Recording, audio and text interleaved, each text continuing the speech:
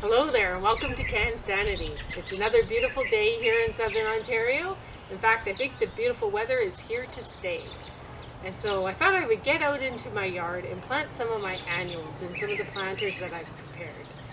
Now, if you're interested in learning about how to fill your planters with soil, then take a look at the video that I posted on cansanity.com. But today what I thought I would show you is how I put together a planter for the full sun. Now I've selected some of the plants that I like to use in my planters, both shade and sun. And I've watered my container completely, and I've also watered all the plants that I'm going to plant tonight. The reason why I water the plants before planting them is that you want to, first of all, it'll come out of the container easier, and it'll also be less shock to the plant if the soil around it is wet and if your soil is wet. And so now when you're designing a planter, you want to have different levels of interest. And so typically what people put in their planters is a thriller, a spiller, and some fillers. Now, my favorite thriller is to put a spike in the center or to the back of my planter. And now I like to use the burgundy spikes because I think it gives a nice contrasting color to the green and the colors of the flowers. They're a little bit more expensive than the green spikes, but you're going to enjoy these planters all season long, and so to me it's worth putting a little bit more money into the thriller in the planter. Now, if you're interested in having a plant that will flower as a thriller, you can pick something like this. This is a Calla Lily, and now this will grow to be quite large, quite tall. Probably at least this tall, and it has a beautiful orange flower in the summer, so it's just a spectacular plant to put in a planter. Now, this planter that I've chosen for the demonstration is 12 by 12, and so I wouldn't put this plant in that planter because I would pick one that was larger in the center, probably 20 by 20, just because it's such a large plant, and I would like to put some other plants around it. So the other thrillers that people typically put in a planter that flowers are gazanias, and I do have some here, and they have a nice showy yellow flower that closes up in the evening and opens up in the day. And then geraniums are a typical favorite as well, because they're pretty hardy plants, and so that's a nice thriller in a sun-loving container. Now, to move on to the spillers, my favorite spiller for a vine in the sun is a potato vine, and it has a nice lime green color, and it adds a nice contrast to my black planters, and so I like to use potato vines in a lot of my planters around my yard. The other spiller that I like to use is verbena. They have a nice variety of colors, and so you can have white or fuchsia or red, and so they're really nice spillers for sun loving. And the other favorite that I like is this plant here. This is called Biden, and it has a beautiful yellow flower on it as well.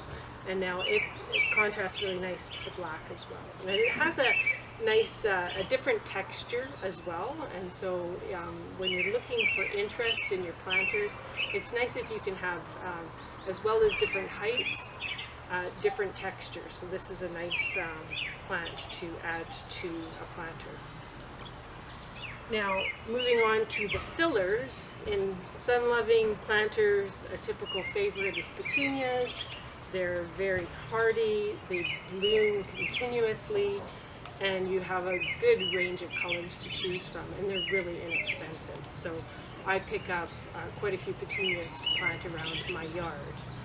Now, I like to plant white petunias in my planters that are on my deck or on my patio. And the reason why I like to put white in my planters is that in the evening, the white will illuminate the area because it'll reflect some of the light. And so don't shy away from white as a color for a flower in your planters, because it's quite nice if you enjoy your yard in the evening. And so for this planter I've picked purple and white, and petunias typically come in the cell packs of 4, and so I'm not going to use them all for this planter. And so these buying petunias by the cell pack of 4, you can do several planters if you pick up several packs. So those are the plants that I'm going to put in this planter. And I just wanted to show you this other interesting plant. This is a spider plant, and that also has a nice different look to add to the planter, but I'm not going to use that in this particular planter. Now, just to talk a little bit about shade plants, if you have mostly shade in your backyard, then for a typical filler is impatiens. And they are fabulous plants. They bloom continuously, and they come in some nice colors as well: white, coral here. This is what I have here: coral, red, or pink. And so they're a great plant. You don't need very many to fill a planter like this. Like I would probably only put 4 in here, and as well as something like a spike for different texture. And so I really do recommend that you, if you have a shade planter, to use impatiens. And the other favorite is begonias, and they have beautiful color. I have red and yellow here. White is also very nice, and so they're really nice, showy, flowery shade plant that you can plant in a shade planter. And if you need the spillers for your shade planter, then you can use ivies. Ivies do very well, and also another favorite is begonia, which can have a white flower, a little purple flower. So I think I've talked about all of the plants that I wanted to talk to you about in this part of the video. We'll move on to the next part, which is planting. Okay, I'm just going to show you how I plant my plants in this planter. So this planter is not filled all the way to the top with soil. You want to make sure that when you do fill your planter with soil, that you don't fill it all the way to the top, because your plants will have a root ball, and that will need some space, and so you'll just waste soil if you fill it all the way to the top. So I'm just going to get started. I'm going to put my thriller in first, and that's my spike. Now, I always just like to loosen the roots at the bottom, especially if they've wound up a bit at the bottom. You want to make sure that the roots can grow down. So just loosen that up a little bit. This plant is in good condition. The roots are not wound up along the bottom, which is nice to see. And so I'm just going to make space for that. And I'm going to plant it right up to right to the, so that it's level with where the plant starts at the top of the soil. So there's the thriller, and then I'm going to put one of my spillers at one side. There's some soil at that end, that as well.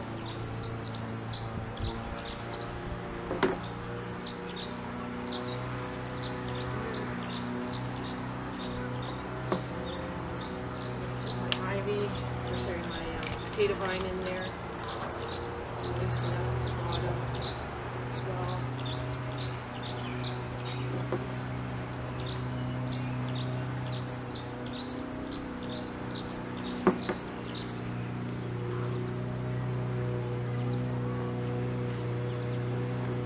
And now I'm going to plant my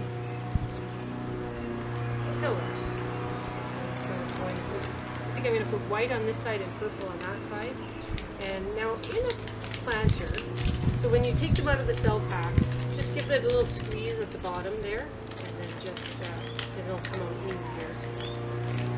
And then again, loosen the bottom of the roots, pull them down a little bit.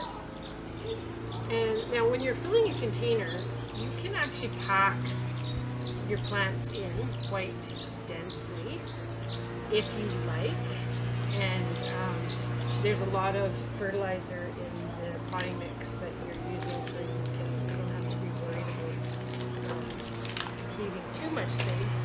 However, if you leave space, the plants will fill in and fill out in the planter. And so in this one here, I am just going to plant, I'm going to plant three petunias. I could stop with 2, but I'm just wanting to get that showiness to the planter, so I'm just going to pack them in. And so there you go. So I have 3 on that side, so I think I'm going to just balance it and then put 3 on the other side. And so one suggestion that I would tell you to do when you do your planters is to take a picture after you're finished, and the day that you finish it, and so that you can see what it looks like. And then about 2 months in, take another picture, and then at the end of the season, take another picture. And if you find that your plants, there's just too many plants in, or it seems like it's just too full mid-summer, or at the end of the summer, then you have a little record of what you did, and that way you can adjust your planting for the following season. And so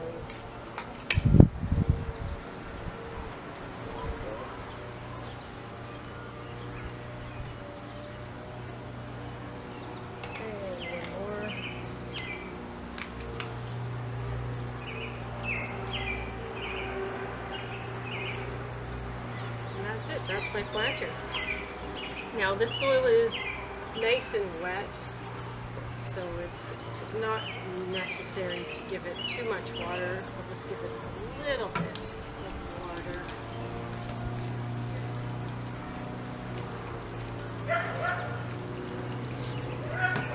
And there you go. There's my planter, and in a later video we'll talk about how to care for your plants and how to fertilize your planters. Have a good day.